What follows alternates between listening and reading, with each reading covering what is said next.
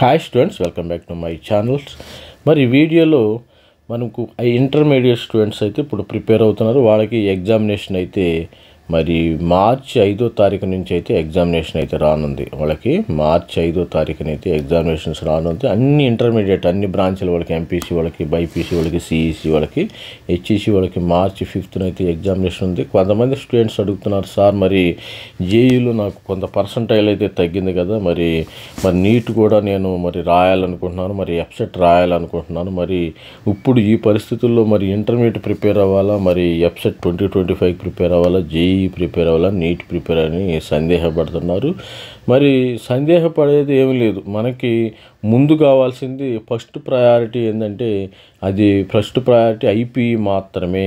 First priority ఐపీఈకి ఇవ్వాలి. IPE is the first priority, అది గుర్తుపెట్టుకోండి. IPE is the first priority. మనకు ఐపీఈ ఫస్ట్ ప్రయారిటీ.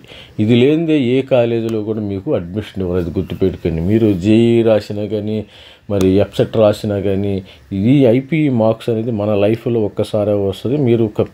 మీరు కంపల్సరీగా ప్రతి ఒక్కరు 950 మార్కులు పైన తెచ్చుకుంటేనే మీకు దీనిలో అంటే పాస్ మార్క్స్ 35, 40 మార్క్స్, 60%, 40% తెచ్చుకోవచ్చు. కానీ మరి ఇంటర్మీడియట్ అనేది మరి ఎప్పటి నుంచో చదువుకుంటూ వస్తున్నారు కాబట్టి పిల్లలు మరి ఇప్పుడు దాని మీద కాన్సన్ట్రేషన్ చేస్తే బాగుంటుంది.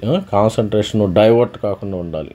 కాన్సన్ట్రేషన్ని మనము ఈ యొక్క సపోజ్ ఎఫ్సెట్కి ప్రిపేర్ అయిపోయి ఇప్పుడు ఎఫ్సెట్ 2025 ఉంది. ఎఫ్సెట్ 2025 ప్రిపేర్ అయిపోతే మరి ఐపీఈ వెనకబడిపోతారు. అందుకని ఐపీఈ మరి సిలబస్ మొత్తం చదవండి. ఎఫ్సెట్ ఐపీఈకి సంబంధించిన ఎందుకంటే ఎఫ్సెట్లో ఫస్ట్ ఇయర్ మరి తెలంగాణ ఎఫ్సెట్కి సంబంధించిన ఫస్ట్ ఇయర్ సిలబస్ని కానీ ఫస్ట్ ఇయర్ సెకండ్ ఇయర్ సిలబస్ను 100% ఇస్తున్నారు. అందుకని ఐపీఈ బాగా చదివిన వాళ్ళకి, ఎవరైతే ఐపీఈ చదివిన వాళ్ళకి ఎఫ్సెట్లో ఎఫ్సెట్లో ఎస్పెషల్గా మంచి ర్యాంక్, గుడ్ ర్యాంక్ వస్తుంది అనమాట.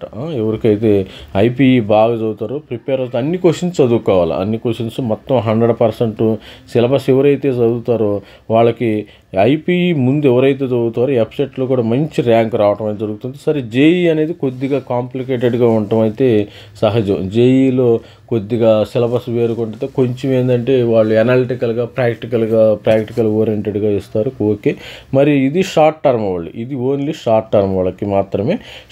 లాంగ్ టర్మ్ వాళ్ళకి నో ఇష్యూ. లాంగ్ టర్మ్ వాళ్ళకి ఇంటర్మీడియట్ ఐపీఈ ఎగ్జామ్స్ ఉండవు. వీళ్ళకేమి ఐపీఈకి రాయాల్సిన పని లేదు. కాబట్టి లాంగ్ టర్మ్ వాళ్ళు ఏంటంటే వాళ్ళ యొక్క గోల్ను వాళ్ళు చూసుకోండి. సపోజ్ లాంగ్ టర్మ్ ఉన్నారనుకో, ఎక్కువ మంది నీట్ స్టూడెంట్సే లాంగ్ టర్మ్ ఉంటారు.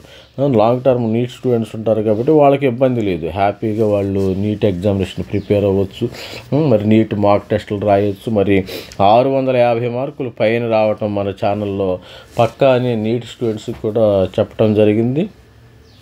మరి జేఈ మెయిన్ ఏప్రిల్ సెషన్ ఎవరైనా లాంగ్ టర్మ్ ఎవరైనా తీసుకుంటే వాళ్ళు ఏప్రిల్ సెషన్ మరి హ్యాపీగా ప్రిపేర్ అవుతుంది. April session plus ఎఫ్సెట్. మరి జేఈ ఏప్రిల్ మరి ఎఫ్సెట్ ఎవరు రాయాలని నేను ఆల్రెడీ వీడియో చేయడం జరిగింది. జేఈ ఏప్రిల్ ఆల్రెడీ బార్డర్లో ఉండే, సపోజు బార్డర్లో ఉండేవాళ్ళు మరి ఎస్సీ ఎస్టీ పిల్లలు అయితే 80% పైన పిల్లలు, తర్వాత ఓసీ పిల్లలు అయితే 90% పైన ఉంటే కానీ మీరు ఏప్రిల్ సెషన్ రాయండి. అంతేగాని మీకు ఎస్సీ ఎస్టీ పిల్లలకి 50%, మరి ఓసీ పిల్లలకి 60-70% ఉండేవాళ్ళు మీరు ఏప్రిల్ సెషన్ వేస్ట్.